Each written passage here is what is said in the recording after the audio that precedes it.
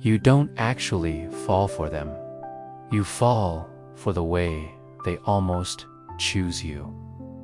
The delayed replies, the mixed signals, the moments where they give you just enough, then disappear again. And somehow, that makes you want them more, not less. That's the part you don't say out loud, because it sounds irrational. Why would you chase someone who clearly isn't chasing you back? But here's the uncomfortable truth. Your brain reads inconsistency as value. And once that happens, you stop seeing reality. The more unavailable they are, the more important they start to feel. So the question isn't why do you like them? The real question is, why does being ignored feel like something you need to earn? You're not broken. There's a psychological reason for this.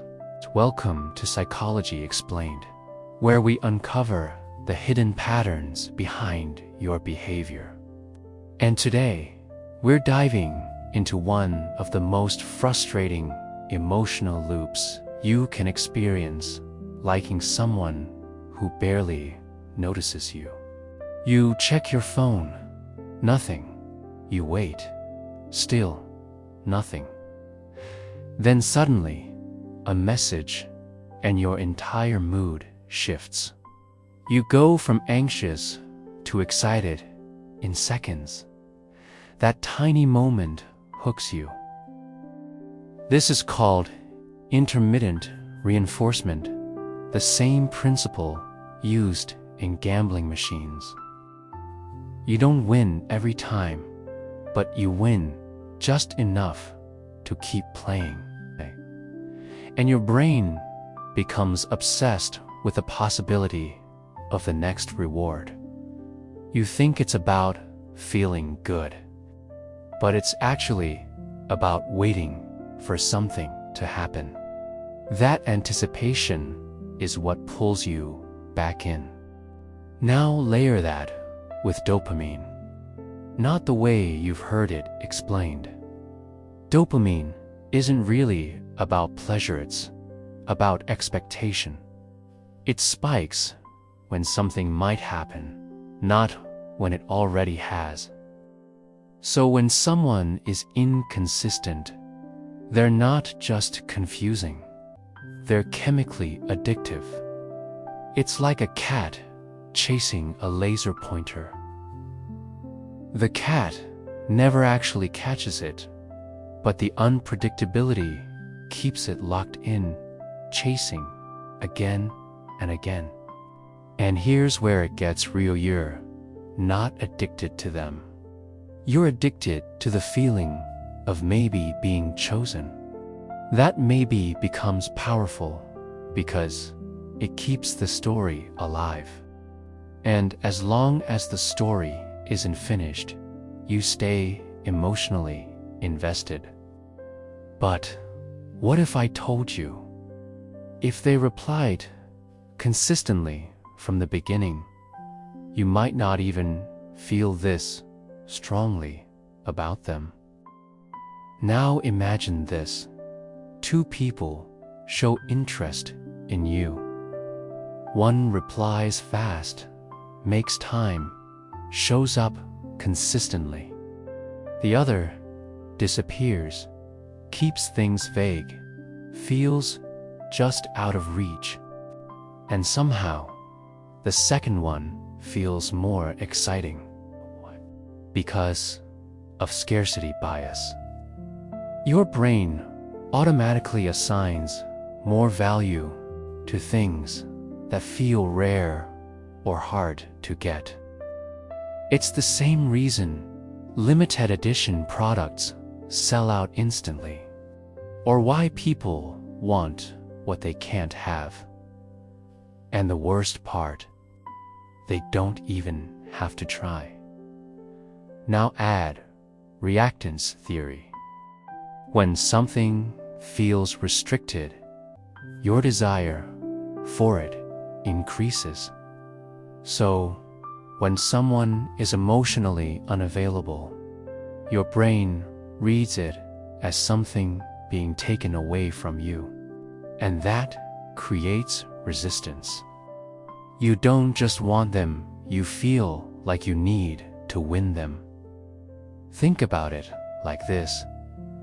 If a door is slightly open, you might ignore it. But if someone starts closing it while you're walking toward it, suddenly you want to push it open. Not because you cared before, but because now you're being blocked. That's what emotional unavailability does. It creates a subtle sense of rejection before anything even begins. And your brain tries to fix that because rejection doesn't feel neutral, it feels personal. And here's where it gets even more uncomfortable. This isn't just about them. It's about something much older. Something you learned long before you even understood what love was. Think about this carefully. This isn't the first time you felt this way. The anxiety, the overthinking, the constant urge to check your phone even when you know there's probably nothing there. That strange mix of hope and disappointment. It feels familiar. Not just similar. Familiar in a way that's almost uncomfortable to admit. Like you've lived this emotional pattern before, just with a different person. And that's not a coincidence. This is where attachment theory starts to explain what's really going on beneath the surface. If you grew up in an environment where attention, affection, or validation felt inconsistent, sometimes you were deeply seen. Sometimes completely overlooked. Your brain didn't just notice that, it adapted to it. It learned something very specific, that love isn't stable. Love isn't predictable. Love is something that appears, disappears, and has to be held onto tightly before it vanishes again. So now, when you meet someone who behaves in that same unpredictable way, your brain doesn't reject it. It recognizes it. It feels strangely right. Not comfortable, but familiar enough to feel meaningful. And that's the trap. Because your mind confuses familiarity with compatibility. You start believing there's something special about them, when, in reality, there's something familiar about the emotional experience they create inside you. And then, repetition, compulsion, quietly takes over. This is the tendency to replay old emotional patterns over and over again. Not because you enjoy them, but because a part of you believes that this time you'll finally get a different outcome. This time you'll say the right thing. This time they won't pull away. This time you'll be enough. It's like a dog trained with mixed signals. One day it gets rewarded for sitting. The next day the same behavior gets ignored. So it becomes hyper-focused, constantly trying to figure out what works, constantly adjusting, constantly chasing approval. That's exactly what happens to you emotionally. You analyze every message. You rethink every conversation. You try to decode their behavior like it's a puzzle will unlock consistency. But the truth is, there is no puzzle. The inconsistency is the pattern. And instead of walking away from it, you lean in harder. Because somewhere deep down, you're not just chasing them, you're chasing closure. You're chasing a version of the story where, for once, the uncertainty ends with you being chosen. But here's the part that hits the hardest. Even if they do choose you, it still doesn't fix the feeling. That's the illusion most people don't see until it's too late. Imagine this. One day, everything changes. They start replying quickly. They initiate conversations. They give you attention in the way you always wanted. No more guessing, no more waiting. And for a moment, it feels incredible. You feel validated, relieved, even a little proud. But then, something shifts. Slowly, almost invisibly at first. The excitement starts to fade. The emotional intensity drops. The thing that once consumed your thoughts all day starts to feel normal, predictable, and sometimes, without understanding why, you feel your interest slipping away. This is hedonic adaptation. Your brain's natural tendency to get used to things, no matter how exciting they once felt. What used to feel rare now feels expected. What felt special now feels standard. And because your emotional high was built on uncertainty, once that uncertainty disappears, so does the intensity. But there's another layer to this. Something even deeper: self-worth conditioning. When you spend time chasing someone, trying to earn their attention, proving your value, again, your brain starts linking love with effort. It starts believing that if something requires struggle, it must be meaningful. That if you have to fight for it, it must be real.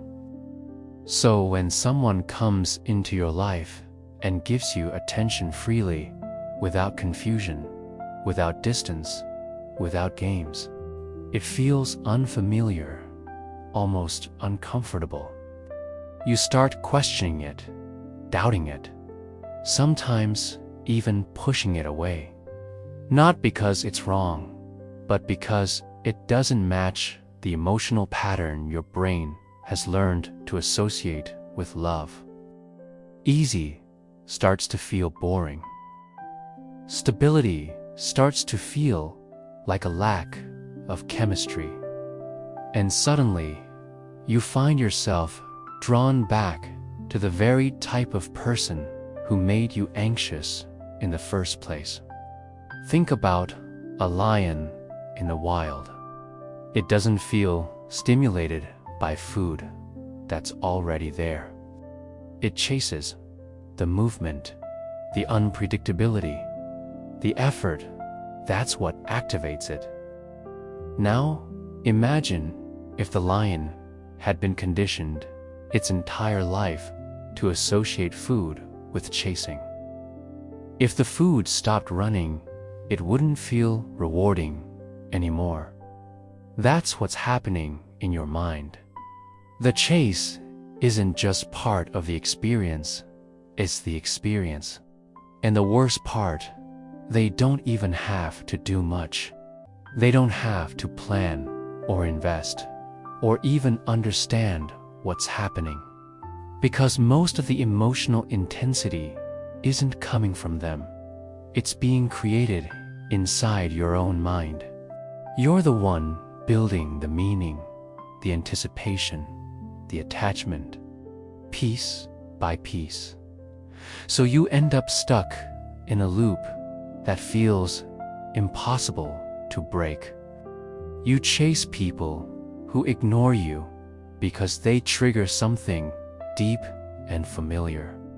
And you lose interest in people who choose you because they don't activate that same emotional intensity.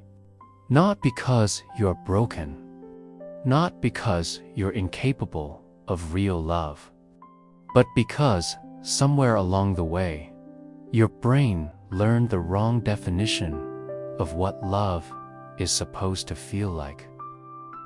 And until that definition changes, the pattern doesn't. The faces change. The conversations change. The situations change. But the feeling, it stays exactly the same. That same pull, that same confusion, that same emotional roller coaster you keep telling yourself will be different next time. You thought this was about them, about their behavior, their mixed signals, their inconsistency, but it never was.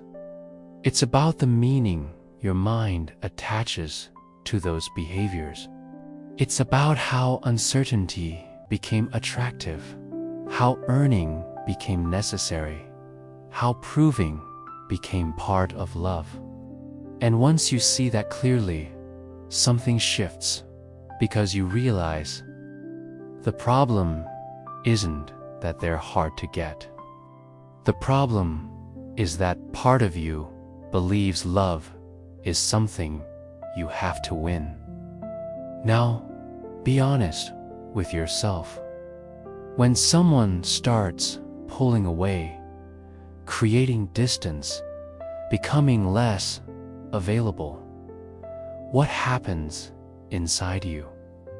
Do you feel yourself getting more attached, more focused, more determined to bring them closer? Or do you step back and lose interest? Comment just one number. 1 if you chase more, 2 if you pull back. No long explanations, just the number, because that one answer says more about your patterns than you think. And if this felt a little too accurate, a little too personal, subscribe, because this isn't about surface level advice or temporary motivation. It's about understanding the patterns running in the background of your mind, so you can finally stop repeating what's been hurting you. And in the next video, we're going even deeper into something that feels just as confusing, but even harder to break. Why you can't stop thinking about someone, even when you know they're not right for you. Even when logic tells you to move on. It's not love. It's something much more psychological. And once you see it clearly, you won't be able to unsee it.